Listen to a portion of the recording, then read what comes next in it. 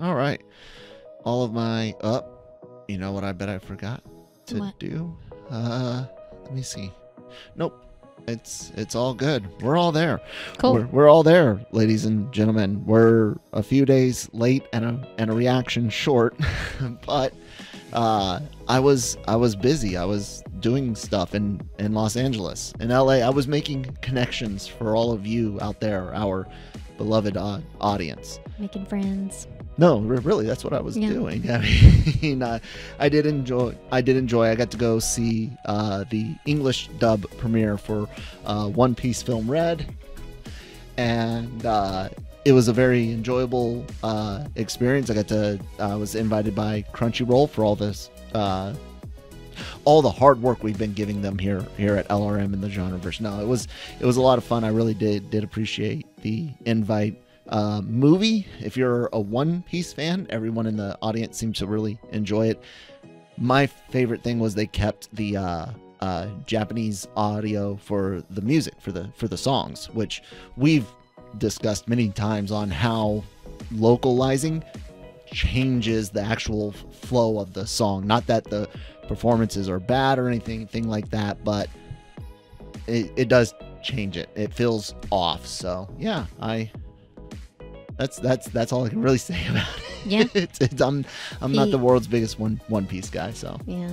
He also shared how he got to eat In-N-Out Burger. Oh yeah. Rub it in. Yeah. Rub all that all up in the face, guys. We love In-N-Out. It had been 14 years since I had it. So Yeah. oh my God. It's a long time. Anyways, let's get this show on the road with the intro. Hello everybody. Welcome to the Anime-Versal Reviews podcast here on the Genreverse Podcast Network and YouTube channel. Follow us on your favorite podcast app like Google or Spotify, Apple, Stitcher, and of course subscribe here on the YouTube channel. If you're watching our meh, ugly, beautiful faces here, Christine, Brian, and Kyle, of course.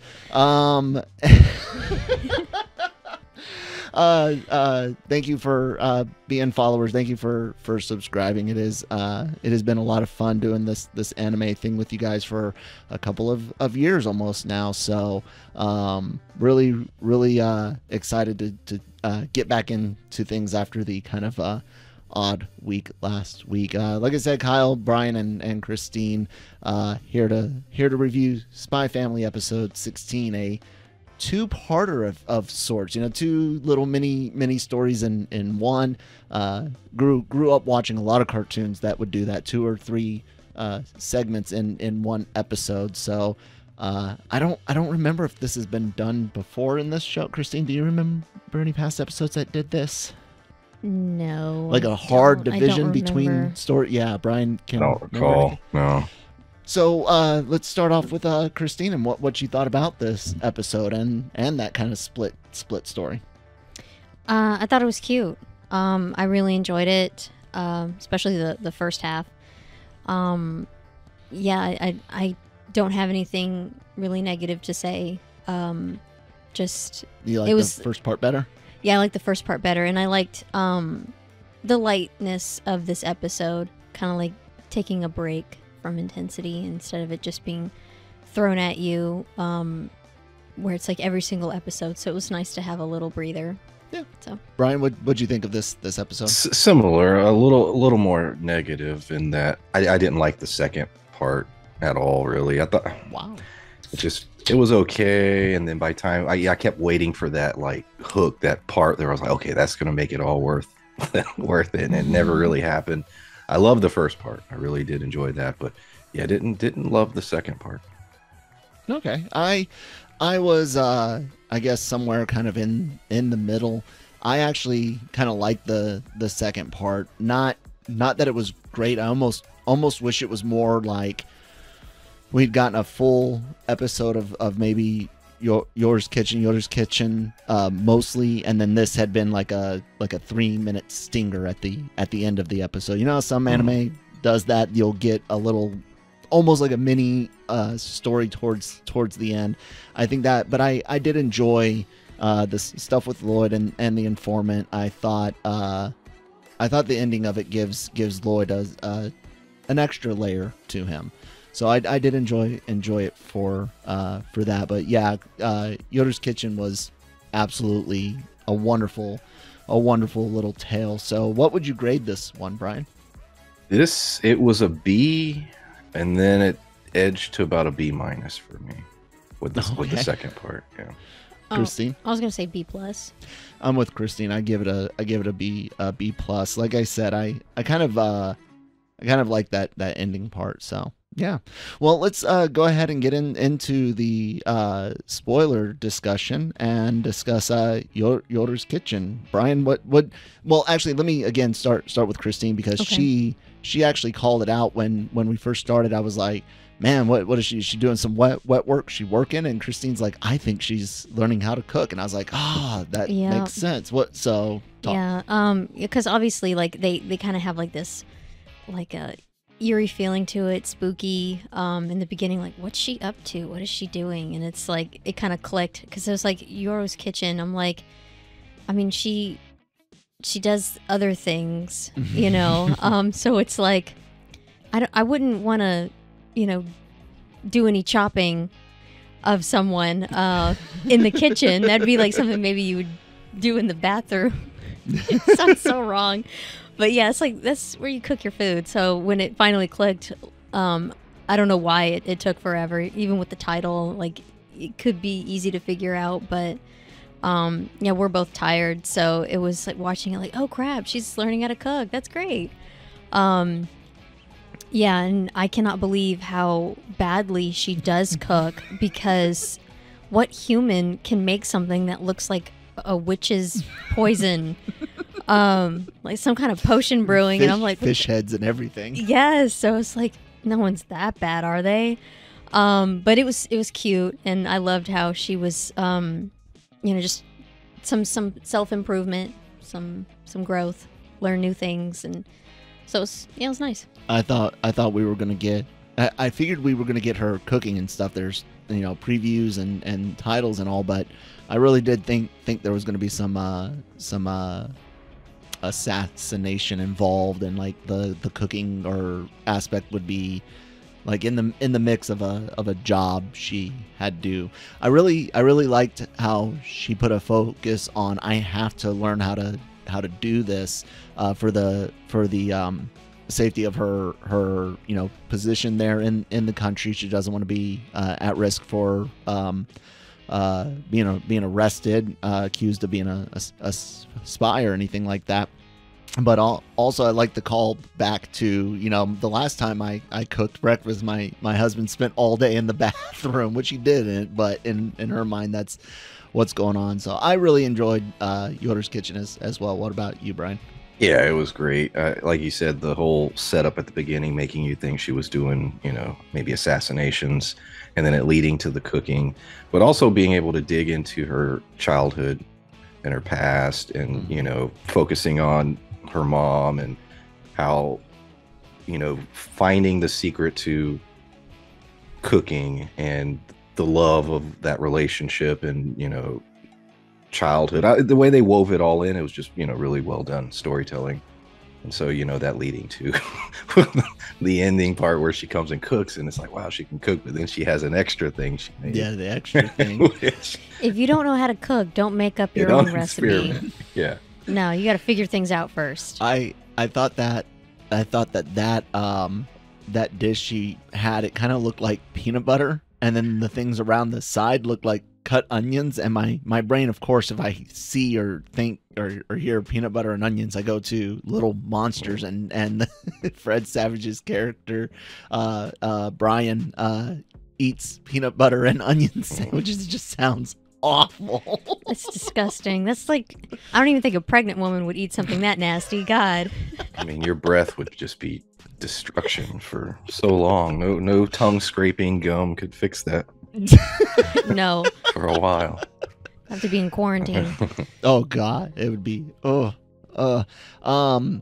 Yeah, I thought it was a great little story. I like the stuff with the brother, like Brian said, connecting to their past life, and anytime you can deliver more into the world building and characters is a good thing. I like the brother, even like maybe I don't want to help her cook, because then she'll stick with the guy, and I don't want her to stick with the guy. And I love the whole thing that he's basically been eating it for so long that he's immune to a degree, but has convinced himself that it's good, even though he's throwing up while eating. Yeah.